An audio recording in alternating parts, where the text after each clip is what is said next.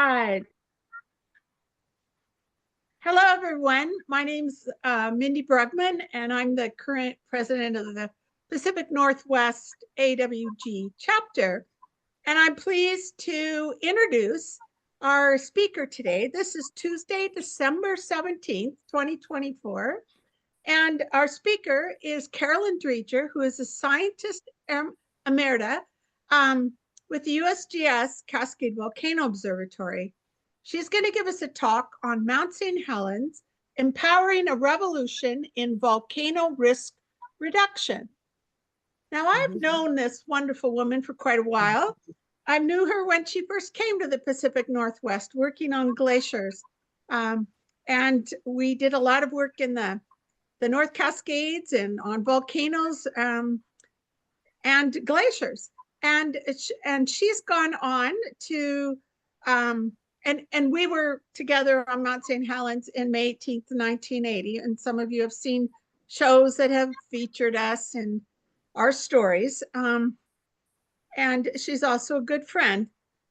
She's gone on to do amazing work. Besides the amazing glacier work she did, she's been the USGS Cascade Volcano Observatory long-term outreach coordinator. And she's worked in partnership with public officials, emergency planners, media, park interpreters. And she's always been driven for public safety. And it's amazing what she does and inspires. And she's also a wonderful mentor. So here let's let Carolyn get started on her talk. Go.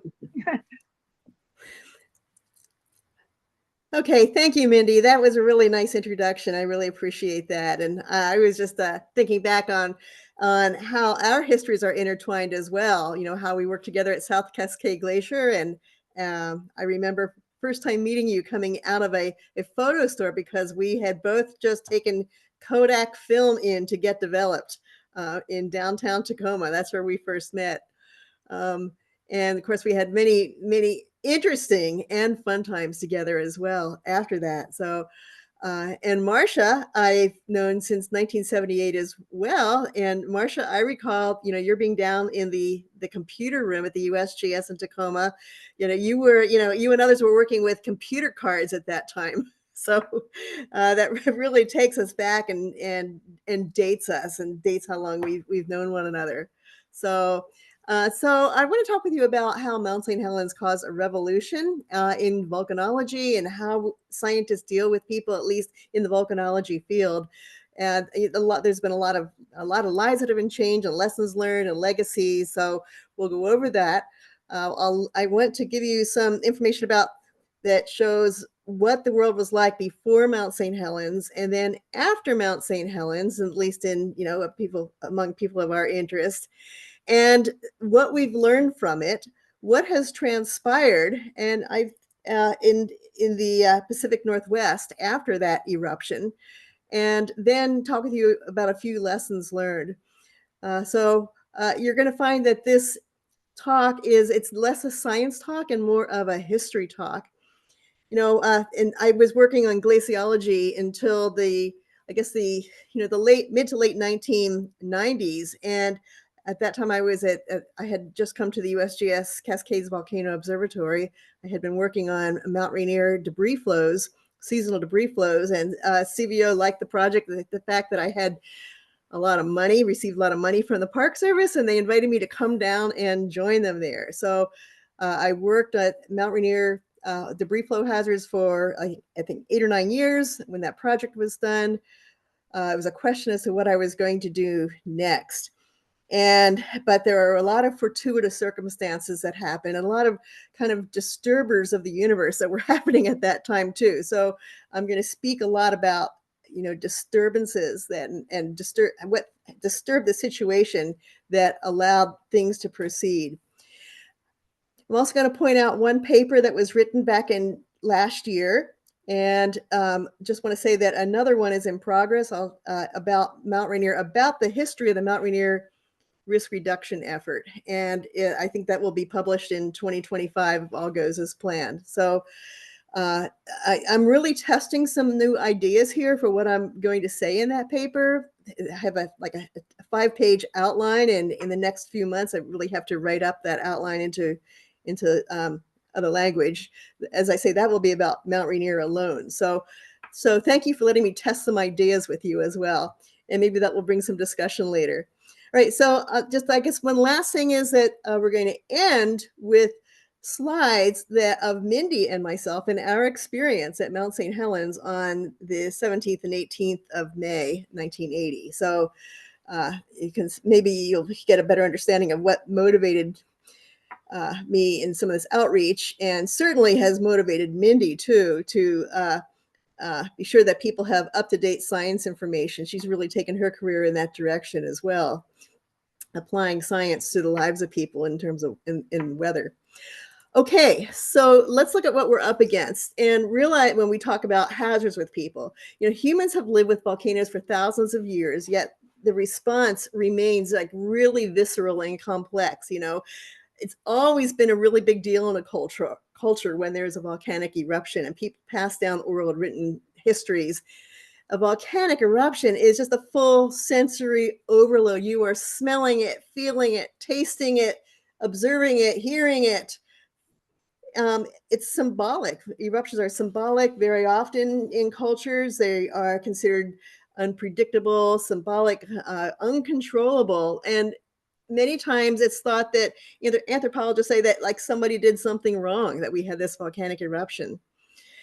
So that same visceral reaction people felt thousands of years ago, we in the 21st century feel to some extent today. And so there's kind of an approach avoidance to attitude that remains.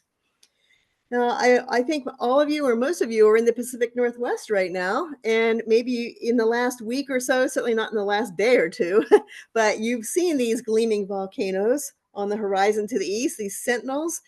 They tend to look, when they're hued in gold with sunrise or sunset, they look so benign. They're like gleaming white magnets that pull crowds to their slopes, in the words of Alan Weltson, who wrote a book about the psychology of Cascade volcanoes.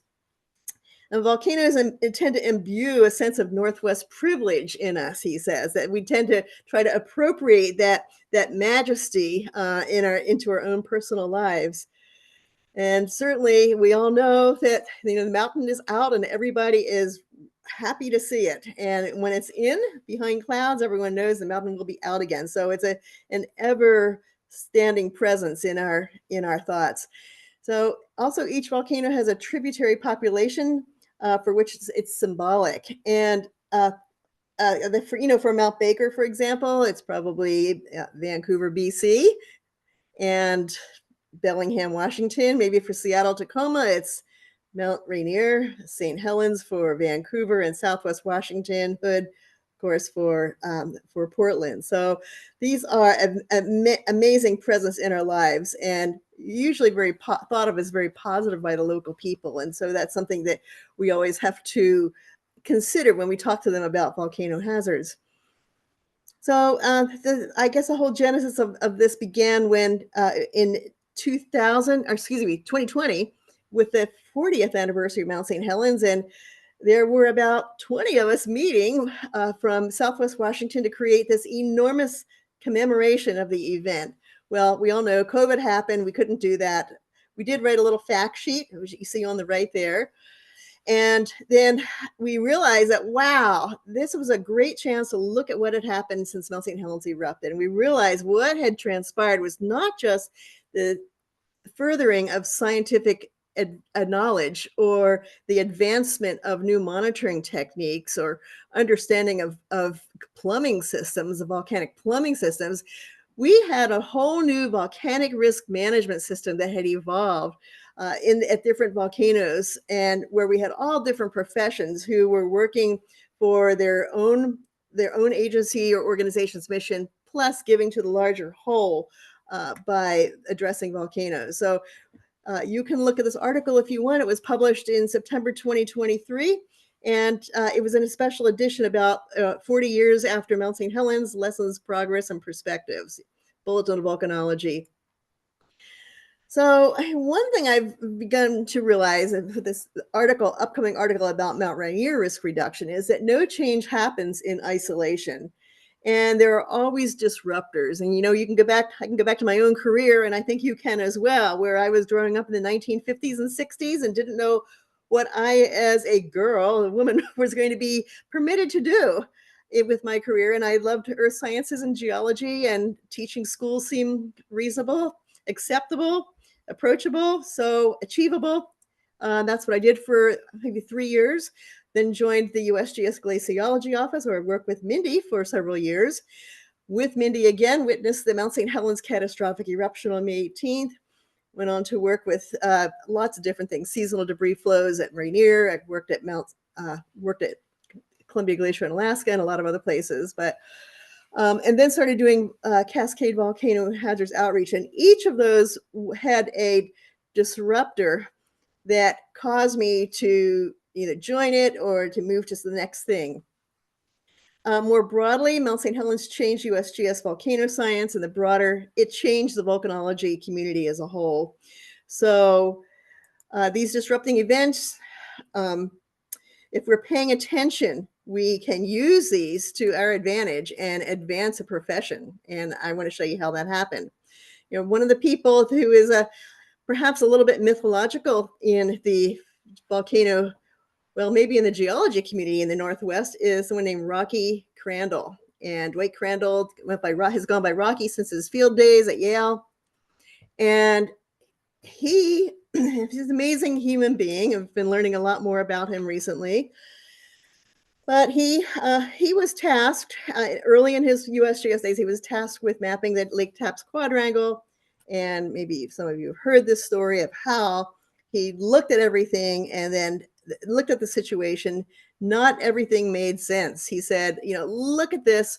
We have the deposits on the valley floor only. We do not have deposits up high.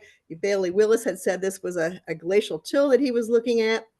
And he said, I don't think it could be, because it should be up on the valley walls. It's following the valley floor. The pebble count is different from what we would expect with glaciation, and it just doesn't seem right, especially the placement. So he actually tried on some alternative explanations, and that is shown on his field note page there, marked on July 25th, 1953. He drew a little light bulb there, marking the moment that he realized that, oh my goodness, maybe these are caused by a mud flow. Maybe this deposit is not what Bailey Willis said it was back in the 1890s. Maybe it is a mud flow. And he noted in a later paper that he saw Couts Creek, and he saw the seasonal debris flow that went down it on October 2nd and 3rd, 1947, I think it was. So anyway, the Osceola mud flow was thus named. He said that he fought with this for a long time because he had a difficulty understanding how a mud flow that large, where it had come from, what the origin was. He published this, and then disruptor number 2, he didn't just publish it in American Journal of Science. He wrote a hazard assessment about it and made a map, and he cataloged all the lahar deposits at Mount Rainier. So that was something unusual. He created the first hazard assessment, modern hazard assessment and map that was geology based in modern times. And I have to say, at this time, that he was must have been a very caring person. And when he saw societal relevance, he just couldn't let it go, because in his 1971 article, or I should say his professional paper, he actually did something about it. He went against convention and wrote a whole list of procedures that people should follow to reduce risk. And these are basically the steps that we followed many years later, even though I didn't know it at the time, but I found that later. So disruptor number 3 was that Rocky Crandall and Don Molyneux were working at Mount Rainier. Don was at Mount St. Helens. Rocky was at Mount Rainier. Don went over to Mount Rainier. They could not understand where all the ash layers were coming from on Mount Rainier, and then soon realized that they were from Mount St. Helens. So very quickly, they moved over to Mount St. Helens and thought, we better do a quick analysis of what the deal is at Mount St. Helens. And of course, they realized this, and they wrote up in a bold statement in 1975, noting that Mount St. Helens might erupt perhaps before the end of the 20th century. And they repeated it in this hazard assessment. And so here it is. Here's the press release. And by the way, I should say that this press release and a number of other documents we're going to be putting as supplementary materials in our Mount Rainier article. So because this is part of the leading to Mount Rainier risk reduction. So, okay. The next thing that happened, disruptor number 4, was that in March 1975, there was increased steaming noted at Sherman Crater at nearby Mount Baker.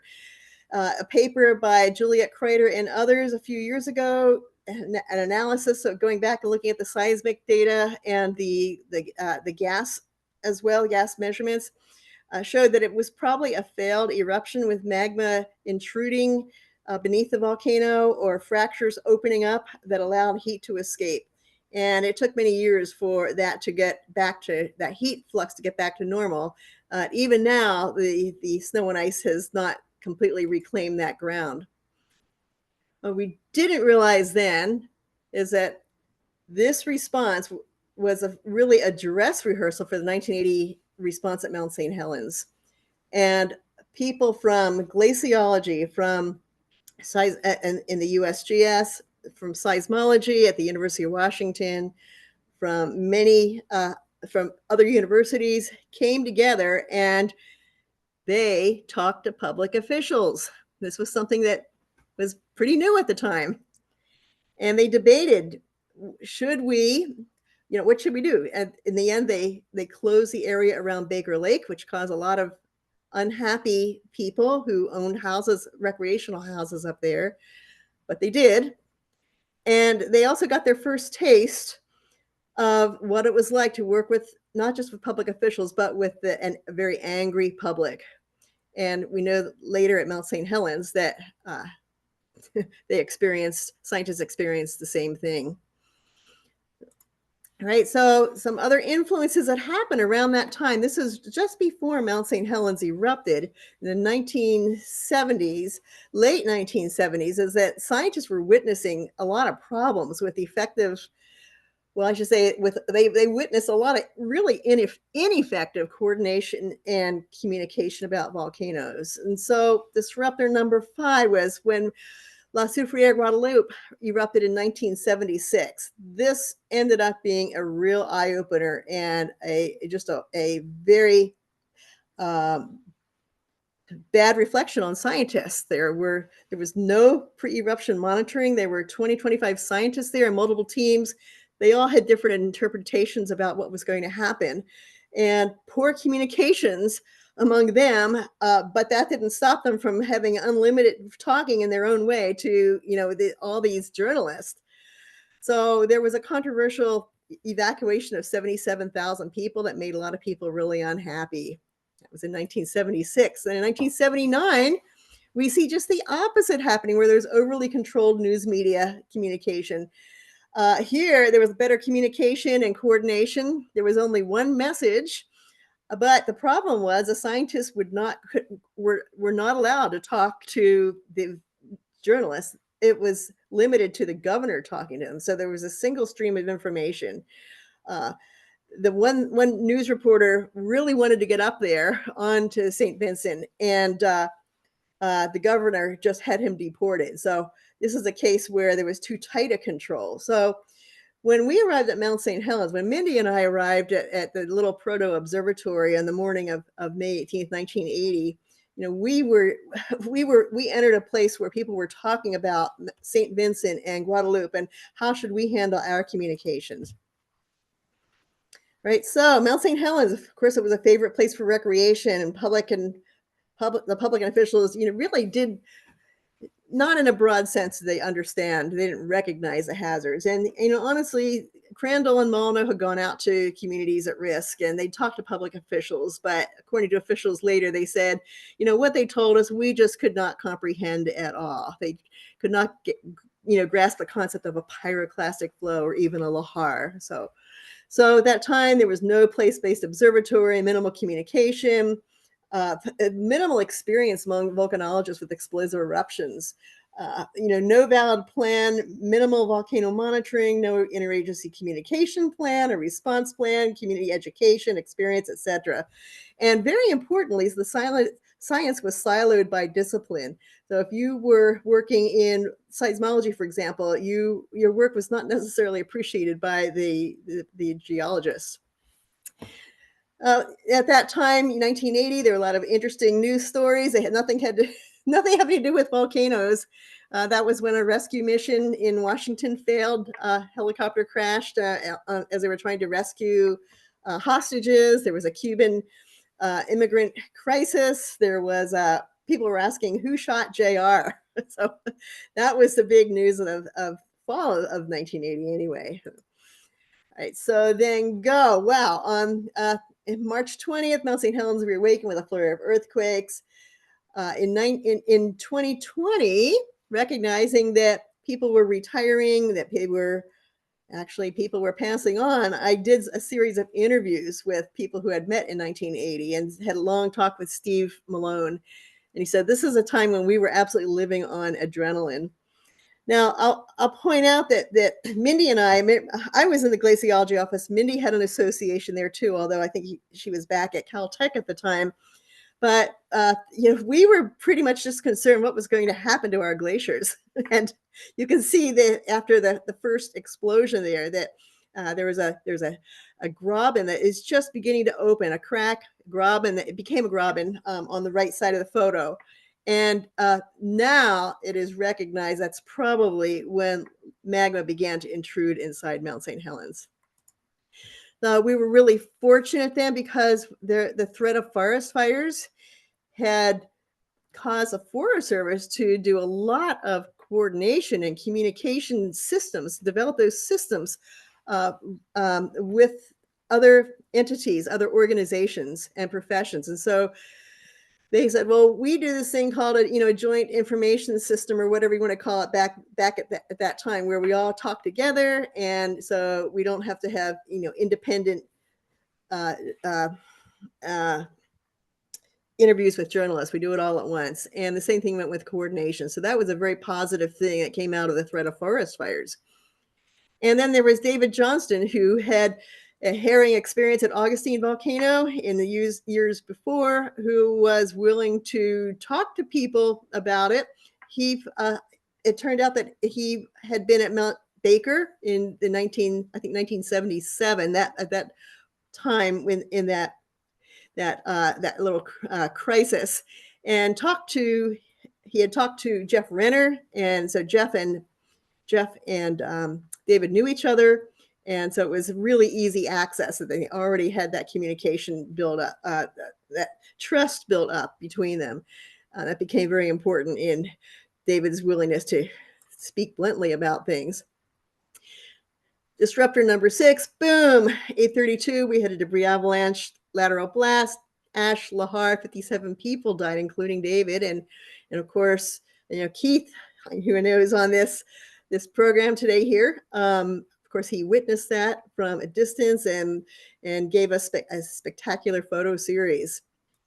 I'm not going to go any more into the details of that. But as big as that eruption was, there was a cultural shift in public understanding of volcanoes. And it wasn't just the public, it was public officials who, by the end of the eruption in 1986, had many years of working at Mount St. Helens, plenty of time to talk among themselves and say, what if we had this happen at our volcanoes?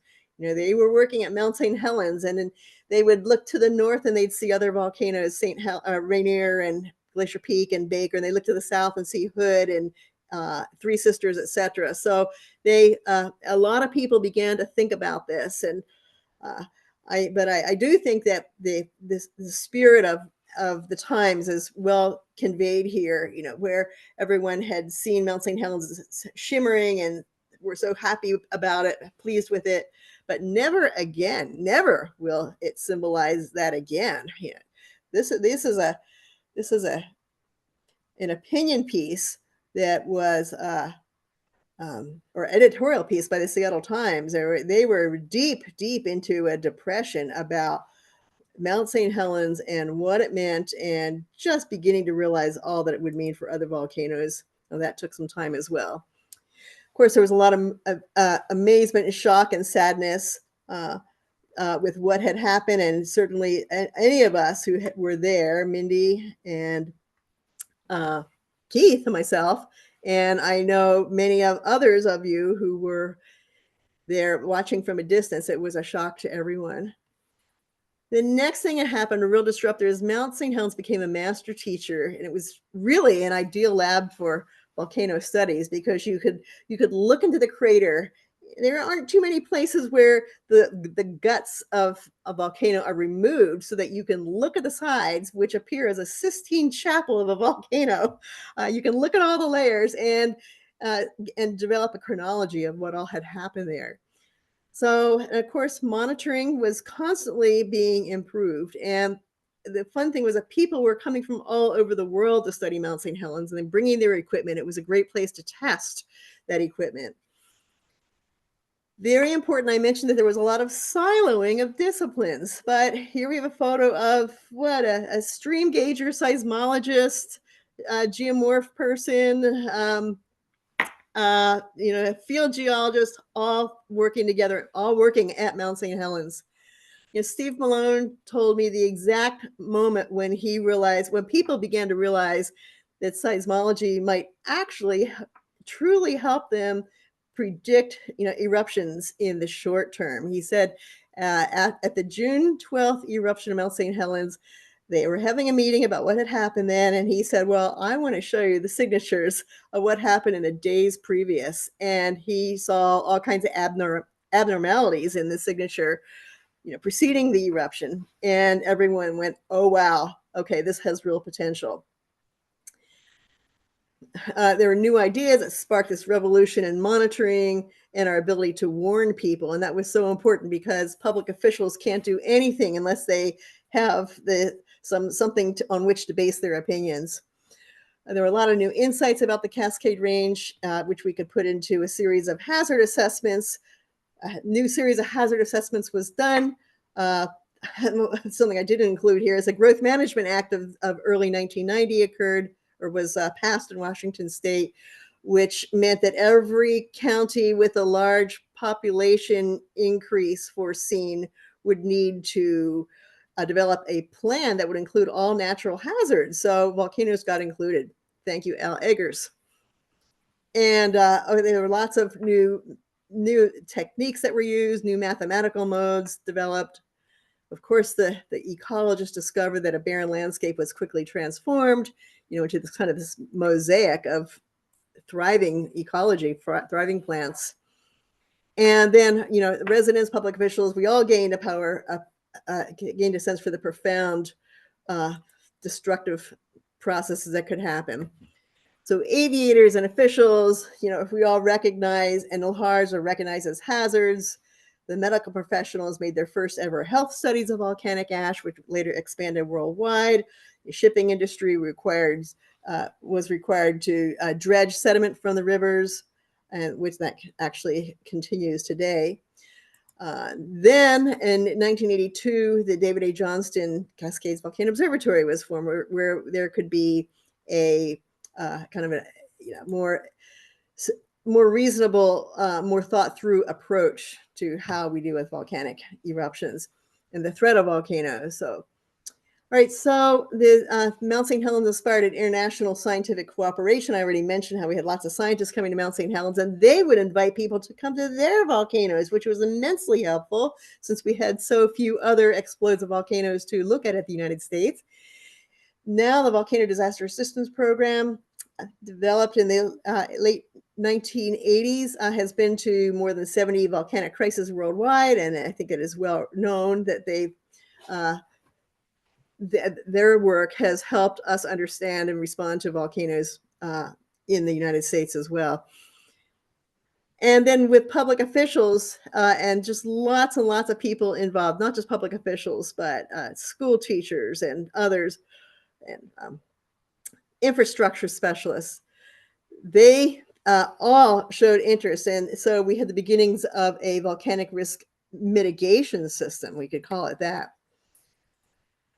Right, so it was quite interesting with because if you look at the amount of if you look at school curriculum and see what was available before 1980, it was all addressing 79 AD Vesuvius. But within just 6 months' time or so, like a 400-page curriculum had been developed for the concerned with Mount St. Helens and other Cascade volcanoes. And there were more that followed soon after. There were people starting to prepare for the next eruption, maybe at their volcano. The news media it became very active as well, the subject of volcanoes, and I'll speak to that a little bit through the mouth of Jeff Renner in a few minutes. With parks, it became very clear that there were some new techniques that could be used when the monument was started. New ways of talking to the public were formed. So here we are. I think we started with a mitigation system. I think we ended up with a management system. We realized that every profession and every agency and organization that has a mission that touches on volcanoes, they are all groups that are going to that can and often will use volcano information. So the more we got information out to people, out to these groups, then they would use it in their agency mission, and just collectively we would have a volcanic risk management system. It's probably what we want to strive for in every volcanic region. So part of this has been that part of the success of this has been that we had volcano hazard working groups set up where public officials said, hey, scientists, come on over here into our system. It's not the scientists calling the shots. It's our going into their system. They wanted the working groups, and they said, we need your expertise in creating response plans, evacuation plans. And here you see Kirsten Hoffman there in charge of, she's City of Puyallup Emergency Manager. She's in charge of an evacuation drill. Evacuation drills in the Puyallup Valley began in the late 1990s with just a few dozen kids being thrown into pickup trucks and cars to see how quickly they could escape the Puyallup Valley, and where lahars from Mount Rainier threatened. And they had only maybe would have only a half hour of warning. That progressed to maybe a few hundred kids being evacuated and people walking to the edge of the valley and trying to get to high ground. Now we have the most recent lahar evacuation drill in Puyallup and in surrounding areas. Last year, or earlier this year, actually involved, I think it was like 20-some thousand students. And the lahar evacuation drill, very big regional one, in 2026 will be even larger than that. Oh. We also found that if we could take people to areas where disasters had already happened, and we could get those people together, and we get the officials from the United States who had never experienced a disaster, recognize we're talking about a new generation of public officials now. These are people who were babies in 1980. So now now we have a new generation, and they've never experienced Mount St. Helens erupting. They're not familiar with all the hazards. They can't really feel it all, and just viscerally or internally. So we've done 11 binational exchanges to Colombia, and taking public officials to Colombia, and or bringing them to the United States. So this is where they could see what had happened at Nevada del Ruiz volcano in 1985, where about 25,000 people lost their lives in lahars. You really have to educate people and encourage them to be vigilant, and that's hard to do when you have a low frequency but high consequence events. And that's the situation in the Cascade Range, where you only have an eruption maybe once or twice per century, as has been the case over the last 4,000 years. All right, so boom again, 2004 to 2008, we had another eruption at Mount St. Helens. This time we were able to work with people in a more organized way. A lot of that is because we were working a lot with emergency managers near Mount Baker. And at the end of September 2004, we intended to exercise the new plan that we had just all collectively developed, a new response plan for how all these different agencies will work together during an eruption at Mount Baker. And we were all set for that when, what do you know, Mount St. Helens showed signs of unrest. So instead of practicing an eruption at Mount Baker, all of the people from Mount Baker, from Bellingham, from the Forest Service, Mount Baker's Tacoma National Forest, and on and on and on, they all came down to Southwest Washington to be with us at Mount St. Helens. And they knew exactly what to do because they were up on the latest in information, coordination, incident command systems. And we knew them. They had a trust in us, and we in them. And it made the response much easier. In 1980, I think a lot of us felt that, gosh, we could have done a better job, that we just didn't know about the eruption possibilities. We didn't know how to talk to news media. We didn't have that coordination set up, that trust built with public officials ahead of time. This time around, we felt like we had done it right, and it went much more smoothly. And for me, having witnessed 1980 and always feeling the sense of the fact we could have done a better job in 1980, we were able to do it. It was very cathartic for me. So in 2020, I mentioned I did some interviews. Here are some thoughts of what they said about the impact of Mount St. Helens on their profession. Bill Loki, who has had a variety of roles, I think most recently fairly high up in FEMA, although he's out of that now, and he goes around on tour ships and talks about volcanoes and glaciers and such. So he's a really busy guy. In 1988, he actually developed the first exercise for an eruption of Mount Rainier volcano.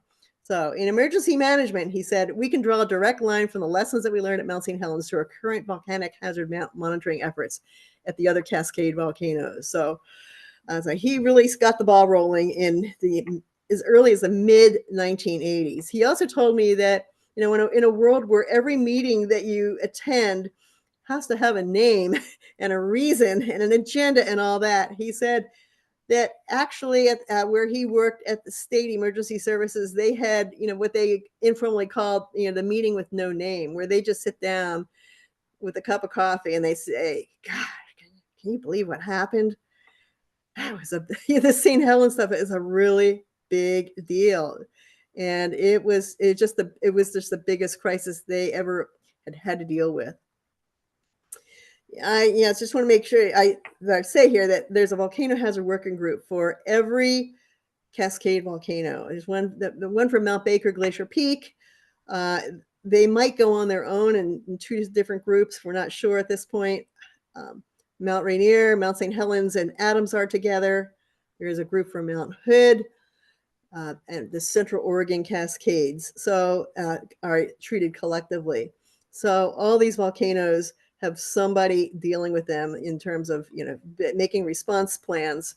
And of course, the scientists are involved. And it's not just scientists from the USGS, it's scientists from the state emergency manager, or state DNR, the Washington Geological Survey with Dogami in Oregon, and county, regional, local levels. In some of the working groups, there are educators, anybody who's interested in in some professional way in dealing with volcanic crisis.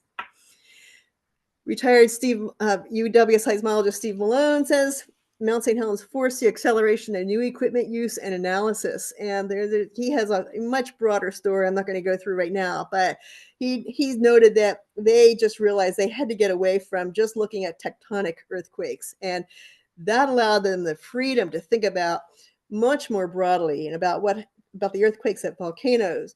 They could think about, eventually they would think about the slow earthquakes in the Puget Sound area. So and he notes again that it was like living on adrenaline during that time.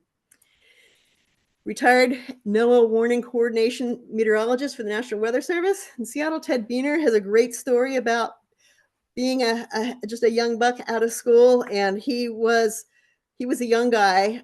He was at NOAA at the time, and he was there on a Sunday morning because he was a young guy, and he was told that this phone over here, this red phone, never rings, but if it ever does ring, answer it. And so he answered. It was the morning of May 18th, 1980, and the red phone rang, and he answered it tentatively, and they said that this is from the SeaTac airport. I think it was SeaTac, not Boeing Field. I think it was SeaTac. And they said, we have a pilot who's down here in Southwest Washington saying that Mount St. Helens erupted. He wants to know what he should do. Please tell us which way the wind is blowing and which way the ash is going to go. And Ted didn't know anything about this. So, and he didn't know how to tell the wind direction either, because there was no weather instrumentation in Southwest Washington.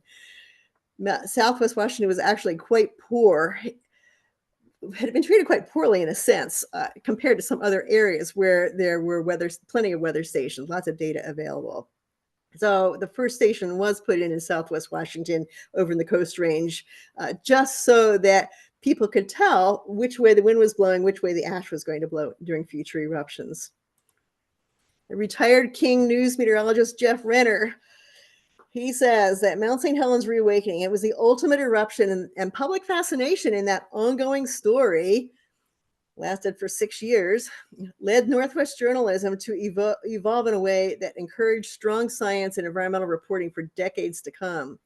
Now, he said he always felt like he had a responsibility to the public for their safety and care, and he worked very hard to make sure that he had the correct messaging.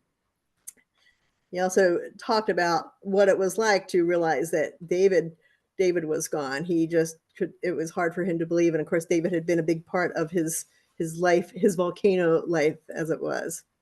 Oh, I should mention also, I'll just point out that we realized that at the USGS Cascades Volcano Observatory, we really had to do more to help address the news media's need for information really quickly. And so in conjunction with the State Emergency Management Division, I think they actually suggested this. We went and we talked to the news media and said, what do you need? They said, we want messaging, and give us maps, tell us the hazards, give us some messaging that we should say so we can be ready when the next eruption happens. So we put together, and they said, we want it in notebook form and not just on websites. So in case power goes down. So if you go to many stations, at least at one time, back as recently as maybe 20 years ago, you'd see a lot of these notebooks on shelves in news stations, but you still see them a lot when you go to places like Washington Emergency Management Division, to their operations and watch room. You see they have just dozens and dozens and dozens of notebooks containing messaging and essential information and response plans, because they know that if power is out there, they are not going to have access to any digital files. Susan Saw was with the Mount St. Helens Protective Association, and the eruption actually fulfilled a decades-long quest for Mount St. Helens to get protected. And here's the reason why. So back in the 1930s, and I think even before that time, there was a move to have Mount St. Helens made as part of a national park. There was a thought that there would be this Icy Peaks National Park that would go from the North Cascades down to Central Oregon. And many people thought this was a great idea, but and there were lots of boosters. You can find it in the newspaper accounts, all about this. But the politicians said, you know what? We just need to protect one representative feature. And we've decided that's Mount Rainier. That's the national park. So who cares about Mount St. Helens? But Susan and others weren't giving up. And this little Mount St. Helens Protective Association was bound and determined to make people understand how special Mount St. Helens was. This is back in the 1970s. She and the group put together a plan for the summer of 1980 where they said, we are going to have a hike series and we're going to encourage people from all over Southwest Washington to come and on our hikes and get an appreciation for Mount St. Helens. And maybe then they'll write their senators and reps and we'll get this place set aside as a national park or monument or something. Well, that didn't happen because the Mount St. Helens eruption precluded her taking anybody on hikes in the summer of 1980. But she did wiggle her way onto a helicopter and with some staffers of Don Bonker. And she was able to make the point that Mount St. Helens now more than ever needed protection. So the processes that are going on, the natural processes going on, could do it as they could, and then people could visit there safely as well. So Mount St. Helens did become a national monument. I think it was in 1982. Susan is still out there advocating for public spaces. Okay, here, of course, now there are many opportunities for learning at the Mount St. Helens National Volcanic Monument and through the Mount St. Helens Institute that is there as well. All right, so we all gained a profound appreciation. Now, I want to talk with you about the experience that Mindy Brugman and I had.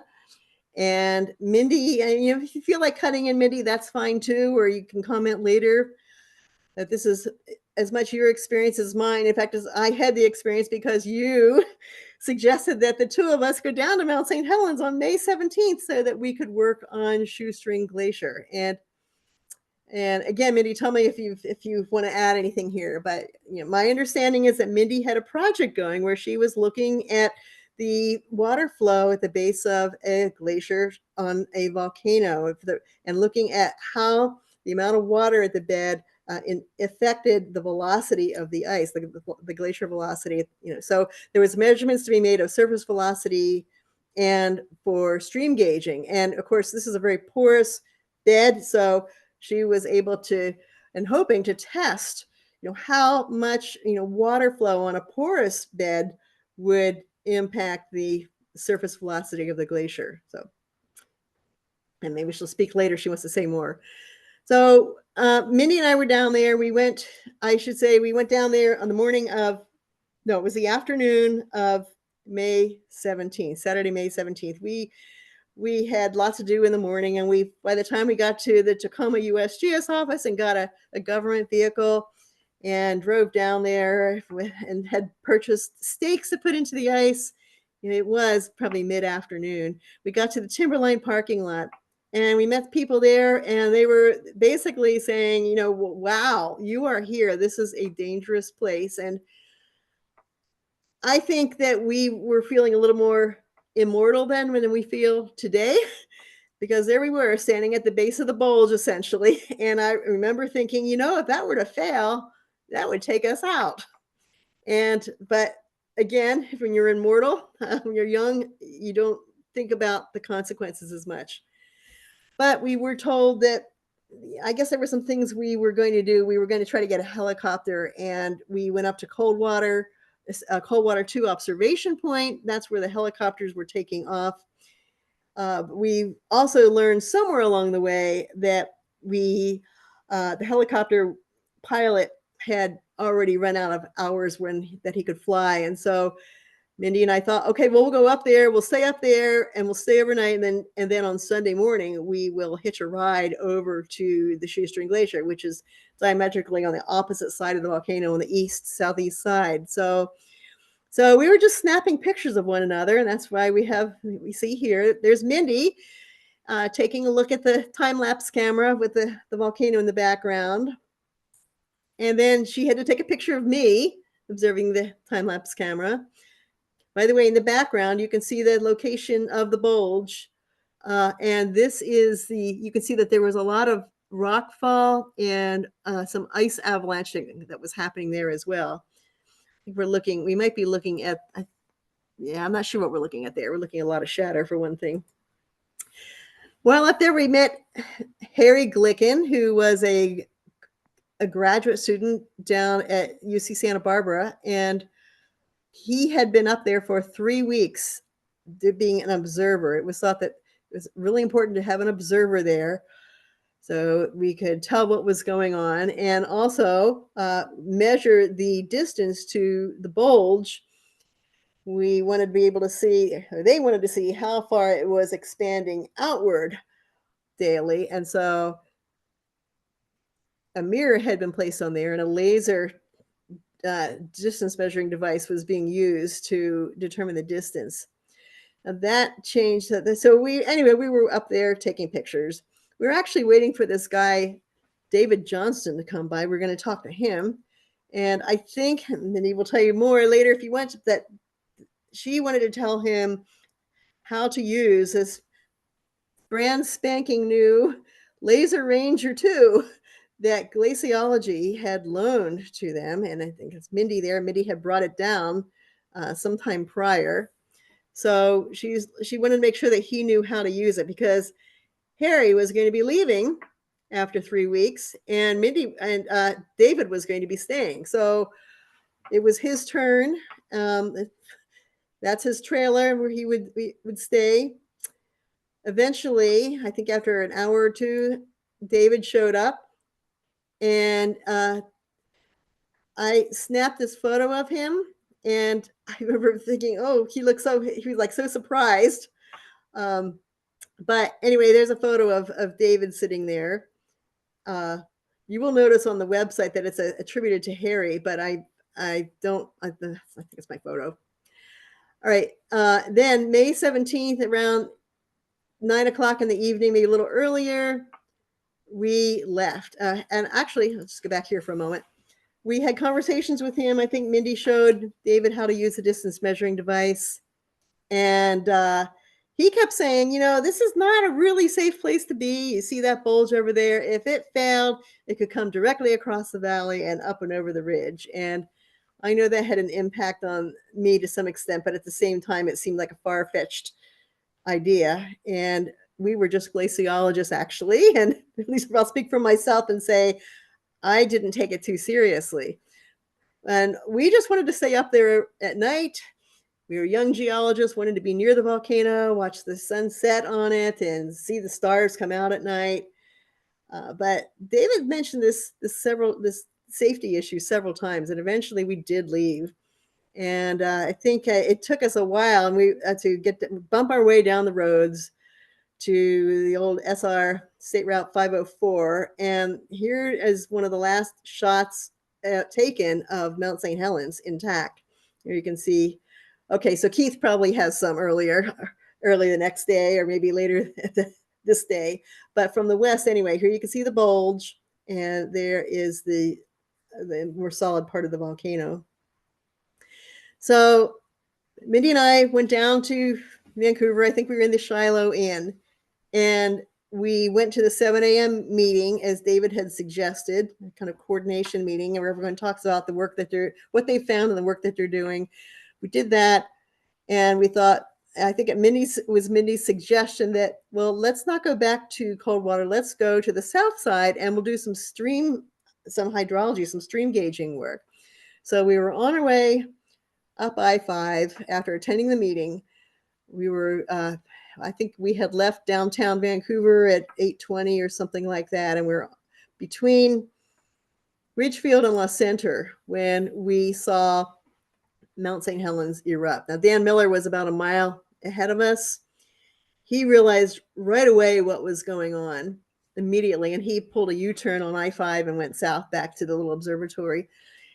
Mindy and I saw a black cloud right around here on the north side, but it was, a little bit, it wasn't exactly a perpendicular view. It was aimed a little bit away from us, so we couldn't see what was happening. Both of us had seen eruptions out of the summit before, but they were just these thin wisps compared to what we were seeing. And this one was dark in color, it was ever expanding, and it was moving northward.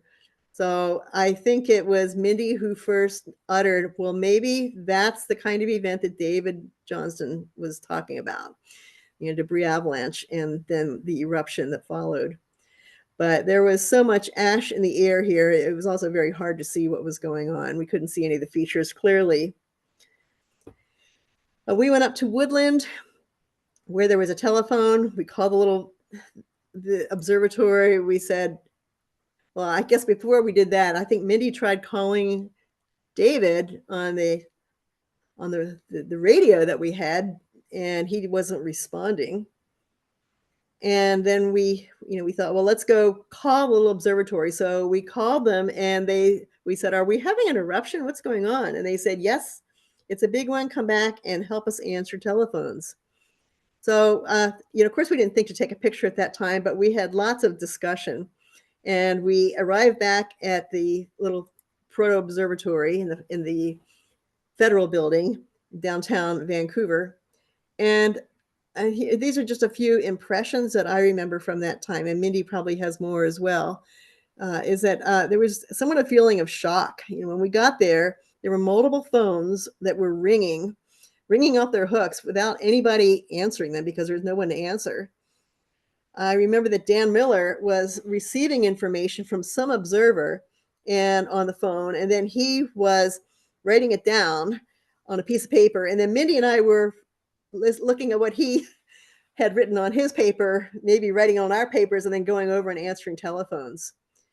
So it was just a little bit chaotic because nobody really knew what was going on, and most of all us. And it took a little while before we realized the full extent of this eruption and how drastic it was. Something I was really surprised at was how much information was coming in as well as our putting information out. There were lots of people reporting rumors and they wanted verification. And I've come to recognize that happens at lots of emergencies. It was very sobering. We derived a lot of energy from that anxiety. At least I feel like I did. We had no food, or at least very little food that day. I recall, I don't know what time it was, but we were under a little bit of an ash cloud and they made it a little darker, but late afternoon, so thinking, I'm just really weak, I'm hungry. And people started giving me money to go to a grocery store and buy food for everybody. And I went outside and it was very eerie because it was quiet. It was a little bit darker and there were no birds. There's not a lot of bird life. Came back and we all ate eventually, but that frantic activity continued for days. And I can't remember if Mindy and I were together the whole time or if I stayed I'm not sure how it all worked or came back, but I was there for about 4 days.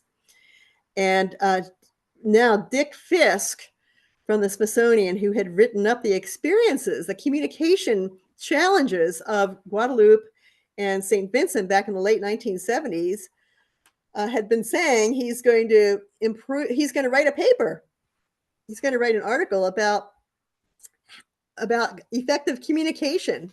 And over the next few days, I remember different people, Dan Miller and Rocky Crandall and Don Molyneux saying, you know what, well, we're going to wait to see what Dick has to say about how we can do a good news response here at Mount St. Helens.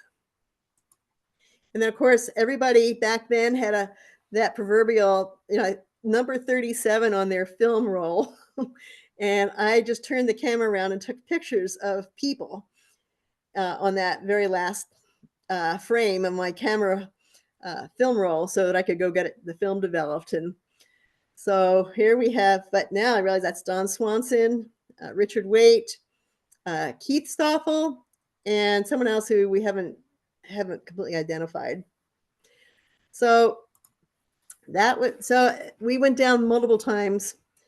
On May 25th, I was down there. I think Mindy was along with me. I'm not positive on that, but this was what we experienced on I-5 going north. And I was living at Vashon Island at the time, house sitting. And it took me 8 hours to get home after working on some issue or another down in Vancouver. But you can see that the truckers coming southbound are intentionally slowing to keep traffic moving very slowly and not whipping up lots of volcanic ash, because you can see in the other picture what happens when the ash gets whipped up. So with these I-5 drivers, we all had to adjust. We've all had to adjust from viewing volcanoes as benign to features that can cause harm, from isolated monitoring to having full networks, from scientists siloing in our offices to working in partnership in so many ways, from isolation with emergency managers to working together, from news media avoidance to actually educating the news media, from accepting an uneducated public to educating them, and from volcano observatory to a larger volcanic risk mitigation or management system. So now let's go back to Crandall for a moment. I mentioned that he was a really fascinating person, a very caring person, and let's look at what a little bit in a kind of a framework way what he did. So there's a psychologist named Baruch Fischhoff, who wrote a paper in 1995 that said, okay, this is what I've learned. It's so many times scientists will develop a technical document and they say, if we just get the numbers right in this technical document, they will believe us and take action. They being, the public officials, whomever. But it doesn't really work that way. And then they think, okay, well, we've been ignored. All we have to do is tell them the numbers and give them the graphs and they'll believe us and take action. Nope, that didn't work either. All we have to do is explain what we mean by the numbers, like giving them probabilities of occurrence. Yeah, didn't work either. All we have to do is show them similar risk, give them statistics, and the public will believe us and take action. All we have to do is show them that it's a good idea for them. So, and show them how to use the product, and that can lead to how it can lead to compliance and preparedness, and maybe they're an enhanced reputation for themselves or their agency. All we have to do is treat them nicely. Well, now maybe we're getting somewhere. We're doing trust building now. All we have to do is make them partners, but we must understand their needs as partners and users. Maybe what we need to do is all of the above. So basically, Crandall did not just wait to see if people were paying attention at each of these steps. He went directly from creating the initial document, and he created a document that was readable by them as well. And he moved all the way down here to doing all of these things, meeting public officials where they were, talking to them and talking to the Park Service and telling them they needed to move facilities in the park because of lahar hazards, Mount Rainier, for example. So I guess I'd hope that we would all try to meet the public where Crandall did here. Okay, lessons for us all. Applying our science, we should all respond more like Rocky Crandall, suppose. Look for the disruptions. Look for the disruptions in your professional work that can become opportunities, and move your science to application quickly. And then, of course, we tell people to learn about the hazards in your community, inquire of your public officials, and make plans. See what plans are being made with them. Plan and prepare your family and community. So I put this little graphic up here. It's actually an interpretive sign that exists in the vicinity of Mount Baker and Glacier Peak in the North Cascades. And Mindy thought maybe we might want to have a chat about Mount Baker a little bit. So there you go. We can use that. Last slide. I want to thank you for giving me your attention here and for helping me to kind of sort through some of these issues that really need more discussion in papers that document all that's happened since 1980. Be advised that there's going to be a USGS open house at the Cascades Volcano Observatory on Saturday, May 9th. And I sat in for a little bit of their first meeting today. So I just know the date. It's going to be interesting. And you're all invited. So more information will be coming. No flyer exists right at this point, but you can put that on your calendar. Okay, thank you, everyone.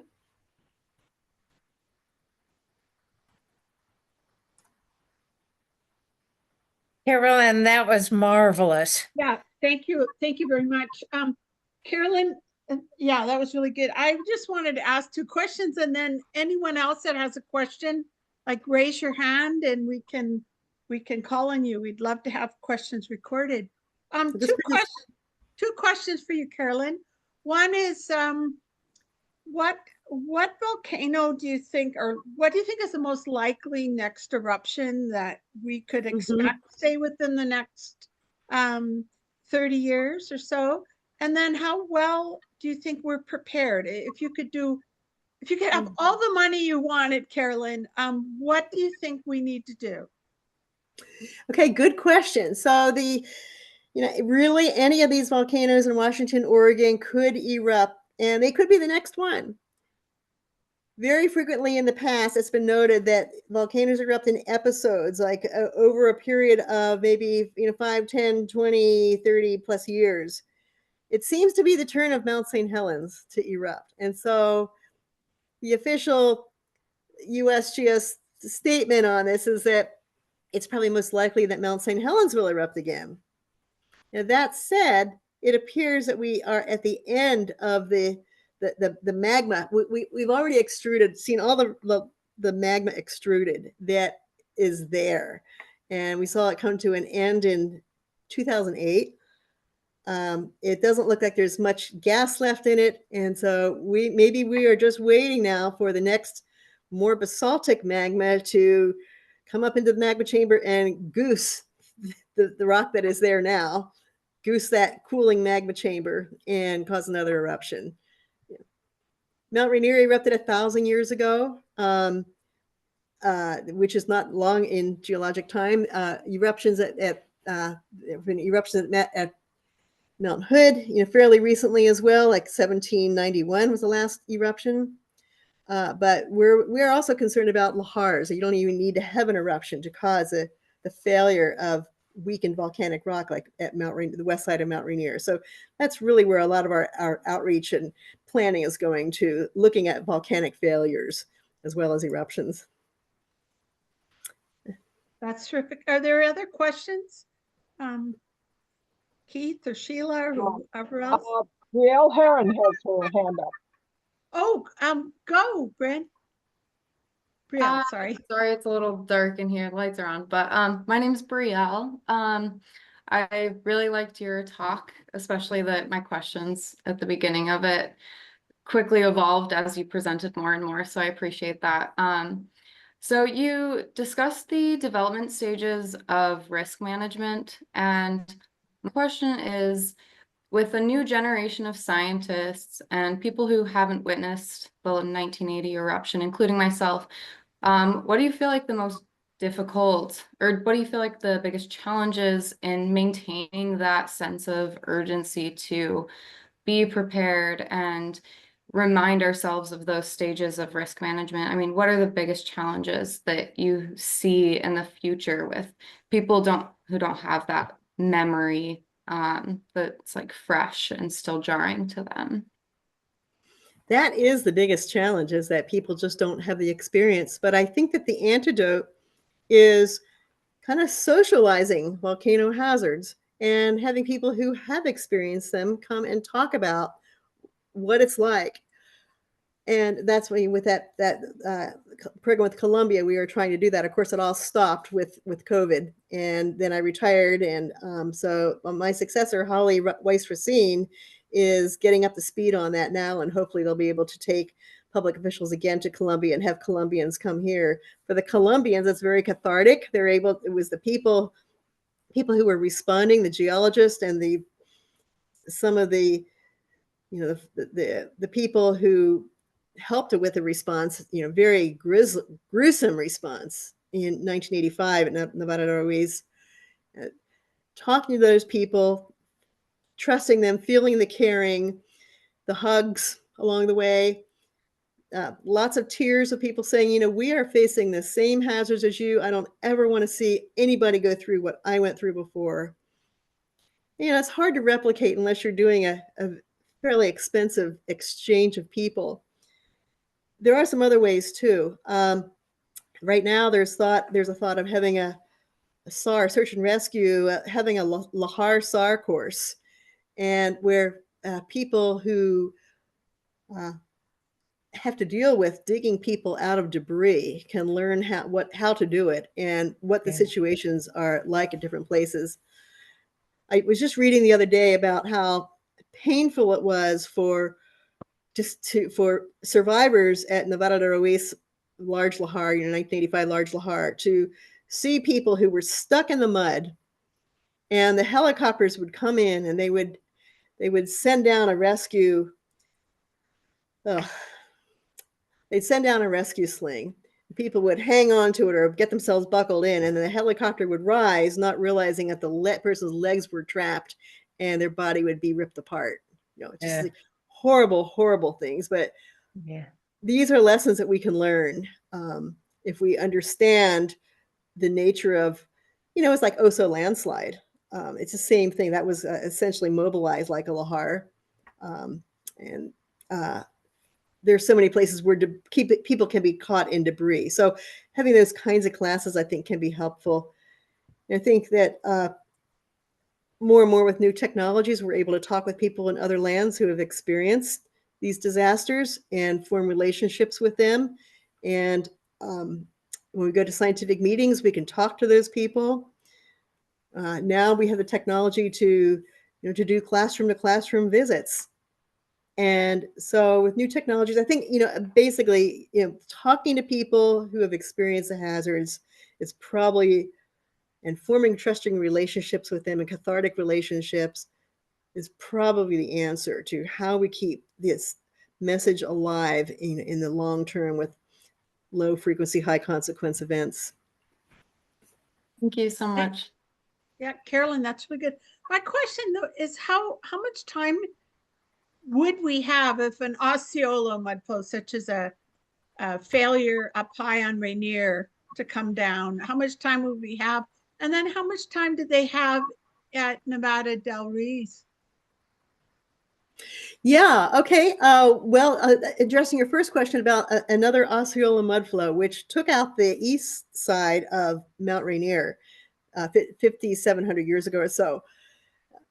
Fortunately, and of course it came down the White River Valley, spread out over the plains in the vicinity of Enumclaw and Buckley, and made it very flat, and then worked its way down into the Puget Sound lowland, into Puget Sound, and it became a submarine flow at that point. And of course, in the decades and centuries after that, a lot of that debris that was still left up on high came down and filled in parts of Puget Sound. So the good news is that hydrothermally altered rock, that very weakened rock whereby the feldspars become montmorillonite and other clay minerals, that rock is gone on the east side. So we will not have another Osceola. We could have lahars that happen that come down the White River from that east side, but they will be formed by the melting of snow and ice. Now, the real problem is on the west side, where we have had the electron mudflow happen about 500 years ago. I think Patrick Pringle I think he's figured out to about AD 1497 now or something, right around that time period. And just looking at tree ring dates.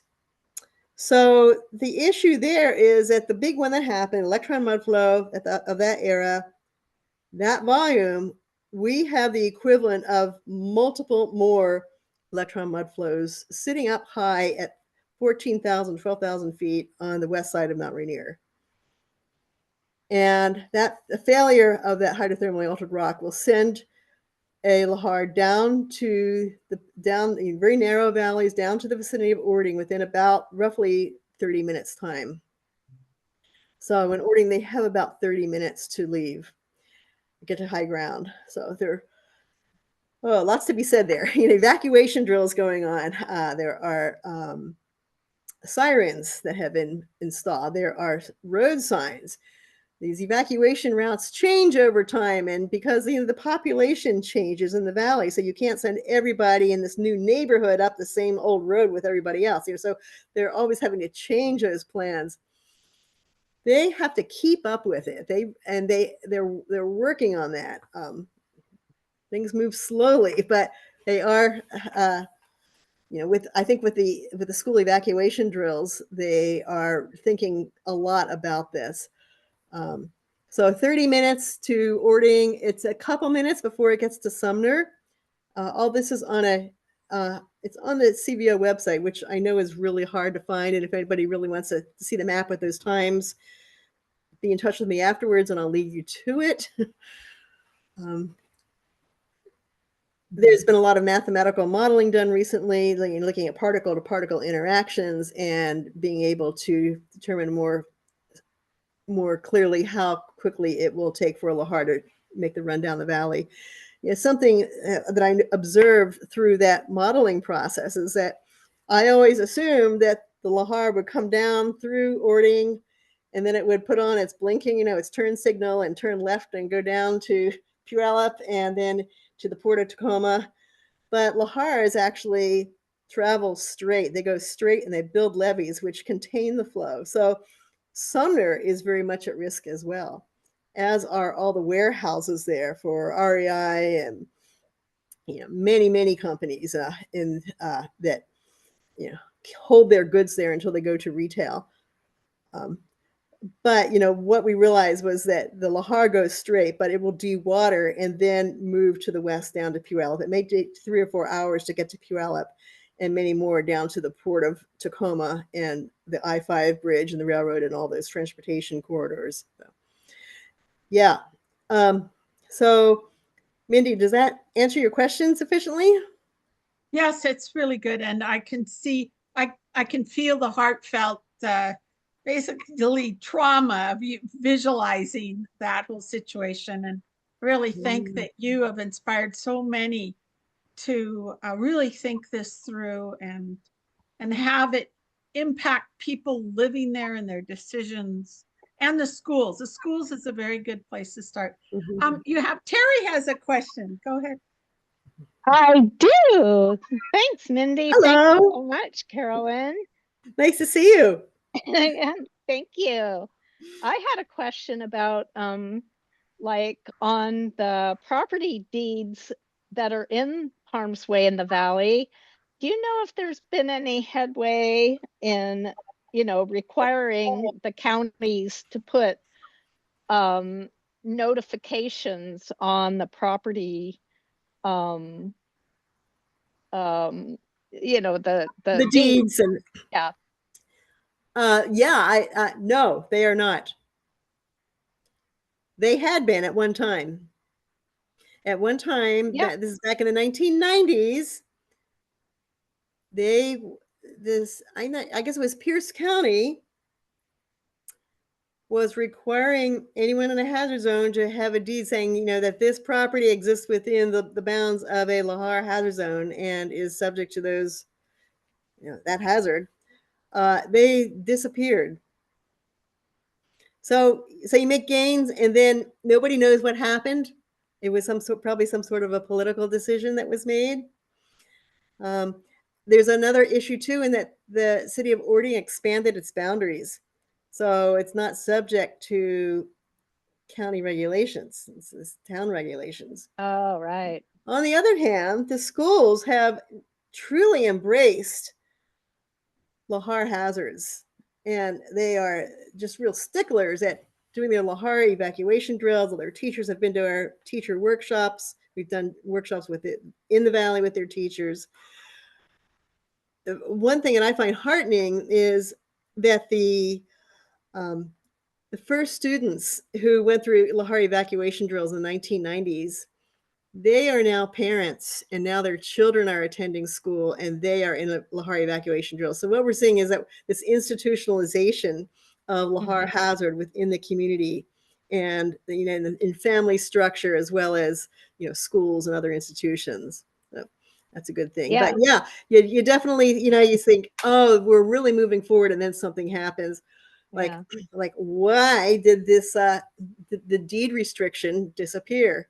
Right. Another thing that I realized is when I was up there earlier this year, and I realized that all the things that we used to point out to the teachers, we'd take them on field trips around Ording, and we'd show them the tree stumps that had been excavated out of the ground when subdivisions were built.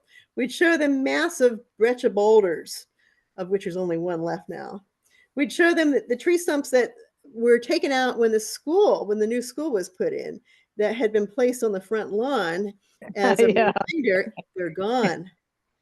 There's an enormous boulder that I know. There's one time I went to a retirement facility, and it's behind a really big fence.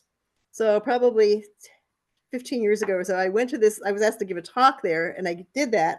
I finally went behind the fence and found this boulder that is about you know, the size of a small house, this big brecciated boulder. And so I, you know, I started cataloging all these features that we could show. It is gone. And Wow. people, some of the officials in Ording went for me and looked and confirmed that it was broken up and carried away. So what this means is that the evidence that was so visible to the public early on is Right. gone, and that's of concern to me. Yeah. One thing I'd like to just mention that was an aha moment. I teach at Northwest Indian College, and I teach Oh yeah. remotely. Yeah. So I have a lot of Zoom students, and I've had quite a few students who are Muckleshoot, you know, who live right on the White River. And one of the most interesting aha moments that could be, you know, used for with other teachers is utilizing macrostrat and looking at, I always have the students look up what types of rocks are around them. And then, you know, the aha moment comes when the students click on their house near Auburn, and they live on the Osceola mudflow. It shows up. Oh wow. So And macro strat? they go, That's- oh no. Yeah. And you know, that just brings, you know, that's all after we've already heard about Rocky Crandall, and you know, there's that 30-minute film that I show to every student that is just so wonderful at developing, you know, the mudflow story. Oh, I'm With gonna have to look Kevin at that. Scott It's called and macrostrat. Is that is it a type of software? macrostrat. You don't know macrostrat? I don't. I know Rock And D, but they have all somebody else probably knows more about it than I do. You know, but they've, you know, digitized and incorporated all of those geologic maps. So when you zoom in, you get into finer and finer details, and I've seen it to be pretty accurate with the mapping. It's got the faults, the folds, and the rock units. well, And that's definitely anyway, worth looking up. for students to Thanks for see, pointing that because out. they live on the on the Osceola mudflow. It's really Yeah. terrifying. Yeah, they sure do. They sure do. Well, thank you Really for pointing brings that it out. home. I'll say also that there's so many great native world traditions, you know, that talk about the volcano, about the lake on top spilling out and coming down and washing the trees off the valley walls and coming down to the place where Ording now is and filling it with bubble-filled stones like scoria. The native name means something to the effect that the trees won't grow here anymore. Imagine there was a lot of, you know, resuspension of sediment over the millennia. But also that those stories are really valuable because, you know, when you're trying to get a hazard message across to people, you want people who are trusted. You want your story to be consistent over time. You want it to be long-term. You want it to be by eyewitnesses, and you have all of that in those native oral traditions. All those factors are met. So I call them like the first emergency educators, actually talking about Mount Rainier hazards. That's really terrific. And Terry, thanks for bringing up that other app. And I know Keith, we're gonna have Keith, but it just you both reminded me. I think we should really advocate for geoparks. There are a number of them around, and that sounds like it's a prime place for a geopark to preserve some of these things. So Keith, do you want to ask your questions? Hi, Carolyn, great talk. I really enjoyed some of the old photos of people that I recognized from 40, 50 years ago. Yeah. So Right. that was really fun for me to see all these old photos. Yeah. But I have a question about how to get the word out to people about the hazard during the event itself. And I'm asking that from the point of view is, as I was escaping and holed up in a church in Randall, there's, of course, before the internet, there's no word. I mean, the only thing you had was the radio, and AM radio didn't work during the eruption because there was so much static from the lightning. So you turn on the FM radio, and it was high. The FM radio was all music stations at the time, but they'd go, "Oh, Mount St. Helens erupted. Don't go down there." And now back to the music. Right. So That wasn't a lot of help. You weren't getting a lot of information, but then you could hear everyone, you hear a little bit of tidbit like, well, the airport in Yakima is closed. So I went, oh, okay, so it's drifting eastward. And so I should go west. So my question is, I'm sure you're thinking in terms of getting the word out through sort of more modern media like Twitter and Facebook and social media feeds. But many of the areas that people are in up in the mountains don't necessarily have internet. And I'm wondering how are there plans to partner with, radio specifically that people might turn to on their car radios to listen to how to get out. I mean, I'm sure there's a lot of like, don't go there. But if you're there, which way should you go? What should you do? Yeah. I've always thought that was sort of a missing part that happened to me in 1980.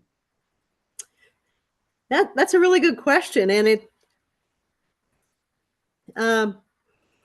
you could bounce that one a little bit to emergency managers, that not my problem in a sense, but I think the good thing that has happened is that the incident command system in the United States has moved forward in extraordinary ways, even since 9/11, where everybody works together to coordinate their messaging, their actions, road closures, communication about evacuation routes.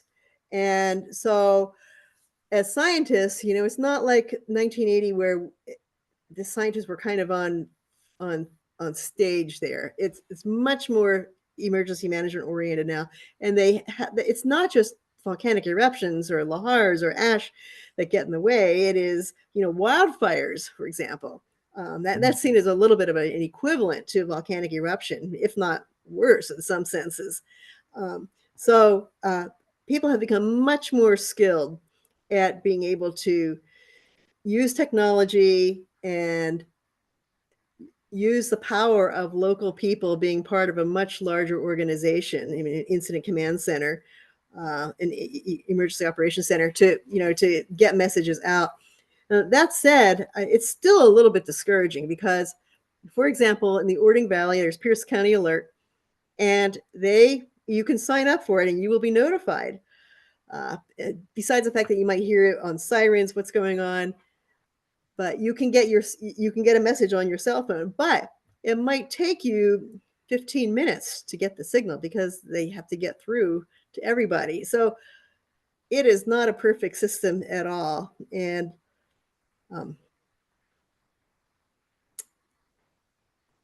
I'm not sure what to say, except we've made progress. We as a culture have made progress.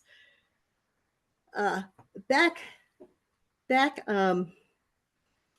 gosh, I guess it was in 2015. I was down in Peru and I was running a workshop down there for the Peruvians and about communication and finding your stakeholders. And we did a really interesting exercise. We divided everyone up into teams, and then we had a whole bunch of maps of El Misti volcano on the wall. And each team had to identify like different infrastructure groups, like hospitals and police and schools and all these infrastructure places where they're going to have to evacuate large numbers of people, and that were really important to the success of the evacuation. Anyway, and then we talked about all the different groups of people that could help, and they said, well, it's obvious the people we need to talk to, and one of our most important customers we have to talk to are the taxi drivers. We have to talk to the taxi driver union because they're the ones who know how to get people out of the hazardous area. They're the ones who are going to have to really understand that you can't go up the valley. You have to go, up the valley walls. You can't go up valley towards the volcano, and all those, and volcanic ash, what it will do to your vehicle, and how you can keep it from destroying your vehicle, and they can actually be effective evacuators of people. So again, it really comes down to people being educated and having trusting relationships with the emergency managers and with the scientists. And when they're told to evacuate, when they're told that, the people who are most at risk, you're in a wheelchair or you have breathing problems, you should get out ahead of time. If there's a volcanic eruption that's threatening, move to another area, go to relatives across the state or whatever it might be, take some preemptive action. But that only comes from people being educated, and that has to happen long term. So no easy answers, but I'm sure that same situation will happen again, but hopefully there'll be more technologies that can give people guidance, especially with the emergency operations centers being involved. Yeah, Great. thanks, Keith. Thank you. Nice background. Oh, yeah. Great questions. Are there any more questions for Carolyn? She's probably kind of tired out because she's gone an hour and a half, but it's really appreciated. Sheila, you've been here from the beginning. Do you have any questions? Well, I just was thinking it was a marvelous talk, wonderful talk, Carolyn. Thank you. Thank you. And I am looking forward to hearing Keith talk and show his pictures at GSOC, and that'll be on in January. And he's going to do it via Zoom. Okay. And I'm also looking forward to Carolyn talking to. She's going to do a joint GSOC AWG talk in October on Nevado del Ruiz and the Armero situation. So those are two good things to look forward to. Those will be terrific. And I don't know if Marcia has anything else to say, but another reminder is a January 11th, Karin Siglock. It's going to be pretty great. She's a real help for our Baja BC field trip, and she has been, she's just done terrific work. We're really looking forward to her giving her talk. A little worried we haven't heard from her most recently, and I know she works on Reunion Island there, and they've just had a big cyclone, so hopefully it's all okay. So, oh my. but I'm sure that she'll be giving us the talk. Are there any more questions? Or Marcia, do you want to say any last words before you stop the recording? No, I don't have anything to say except Carolyn. It was a great talk. Thank you. You're really good. I'm going to go ahead and stop the recording.